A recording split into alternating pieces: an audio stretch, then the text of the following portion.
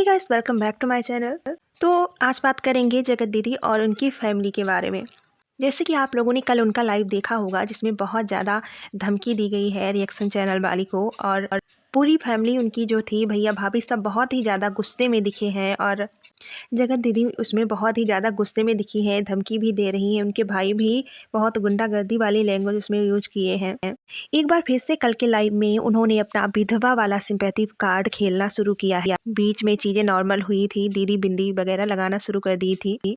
उनके भाई भी कहते हैं कि शादी होगी, लेकिन फिर से पुराना वही कार्ड खेलना शुरू कर दिया उन्होंने। क्योंकि जितनी भी ज़्यादा सहानुभूति मिली थी इनको, जो भी इनकी ग्रोथ हुई थी इसी मैटर से हुई थी, तो फिर से वो उस मुद्दे को बीच में ले आई हैं। और ये एक ऐसी बात है जिसको सुन के लोग इनकी गलतियों को माफ़ कर देते हैं और इनके लिए प्यार जो है बरसाना शुरू कर देते हैं। बहुत सारे लोगों का इनका गुस्सा सही लगा। उनका कहना था कि एकदम सही किया आप लोगों ने, जो भी चीज़ें गलत हो रही हैं उसके खिलाफ आप लोगों ने आवाज़ उठाई। लेकिन ये आवाज़ आपकी उस टाइम पे क्यों नहीं उठी जब आपकी इज्जत को तार-तार किया जा रहा था, इज्जत को नीलाम किया जा रहा था। तब आप लोगों ने क्यों एक वीडियो नहीं बनाया, क्यों ब्लॉग नहीं बनाया? आप लोग अपने बच्चे का सेलिब्रेशन कर रहे थे, चीज़ें एंजॉय कर रहे थे। वहीं दूसरी तरफ लगातार आपकी पूरी फैमिली की इज्जत तार-तार की जा रही थी। कोई भी चीज़ आपकी ऐसी नहीं बची जो सामने से आई ना हो। चैट शेयर की गई, सारी पर्सनल बातें शेयर की गई। उसके बाद लोगों ने इतने घटिया शब्द यूज़ किए हैं, टाइटल में इतनी गंदी बातें डाली हैं जो कि आज भी लोगों के चैनल पे मौजूद है। वहाँ पे आप लोगों ने विरोध क्यों नहीं किया? क्यों ये चीज़ें नहीं रोकी गई हैं? अब इतना तो कोई पागल नहीं है, सारी चीज़ें लोग समझते हैं कि अगर कोई रोकना चाहे, ये अपने खिलाफ हो रही बदनामी बेइज्जती को कोई रोकना चाहे तो 2 सेकेंड नहीं लगेंगे, सारी चीज़ें रुक जाएंगी।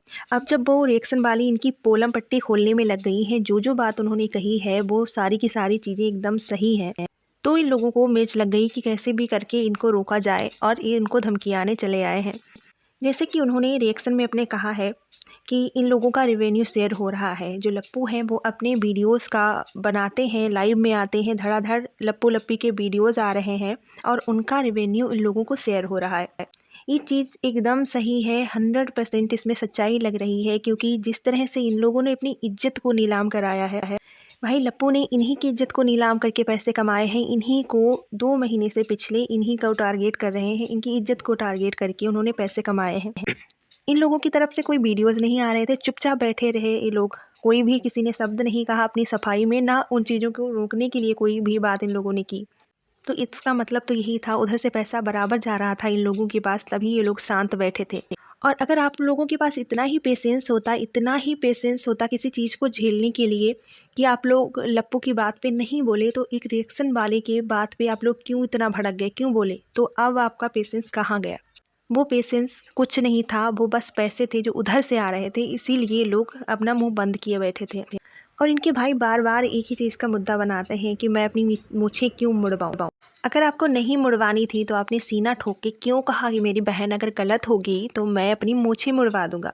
अब जनता है, जिन्होंने आपको देखा है, जिन्होंने आपको व्यूज़ दिए हैं, वो तो वो चीज़ बोलेंगे ना। क्योंकि दूसरे दिन ही आपकी बहन खुद आई थी लाइव में, उसने कहा हाँ मुझसे गलती हो गई, मैंने गलती की है जिससे मैं ऑडियंस से माफ़ी मांगती हूँ। जब बहन खुद गलती स्वीकार करके गई है फिर तो लोग आपसे कहेंगे। और यहाँ पे ये लोग उन्हीं को उल्टा सीधा सुना रहे हैं कि नहीं मुड़वाऊंगा, मैं ऐसा नहीं करूँगा, वैसा नहीं करूँगा, और उल्टा सीधा सुनाते हैं ऑडियंस को। यहाँ पे जगत दीदी जो है बेहुदा शब्द कहने पे भड़क गई। बेहुदा तो बहुत छोटी सी चीज़ है, लोगों ने इतनी गंदगी बोली है।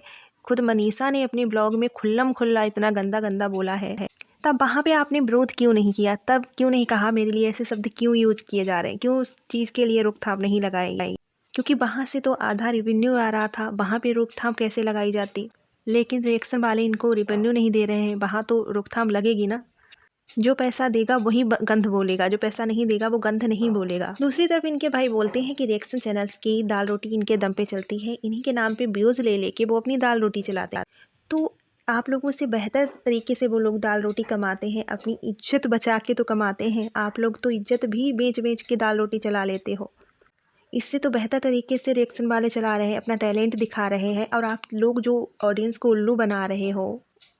कितनी ज़्यादा परेशान होती है ऑडियंस, आप लोगों की चीज़ों को वो नहीं समझ पाती। वो तो यही समझते हैं कि ना ये सारी चीज़ें रियल में हो रही हैं। उनकी फीलिंग्स के साथ आप लोग जो खेलते हो, परेशान करते हो। रिएक्शन वाले तो बस इन्हीं चीज़ों के लिए ऑडियंस को आगाह करते हैं कि आप इतना परेशान ना होइए, जो भी चीज़ें चल रही हैं वो रियल नहीं है, इन लोगों के दिखावे हैं, ढोंग है, ड्रामे हैं। फिलहाल तो इस कंट्रोवर्सी का पार्ट 2 आ गया है, क्योंकि लप्पू की पोल एक हद तक खुल चुकी है। अब लप्पू इस ड्रामे को बहुत ज़्यादा नहीं खींच सकते। अब पार्ट 2 आएगा जिसमें लप्पू शांत होंगे और दूसरी सामने वाली पार्टी जो है एक्टिव होगी।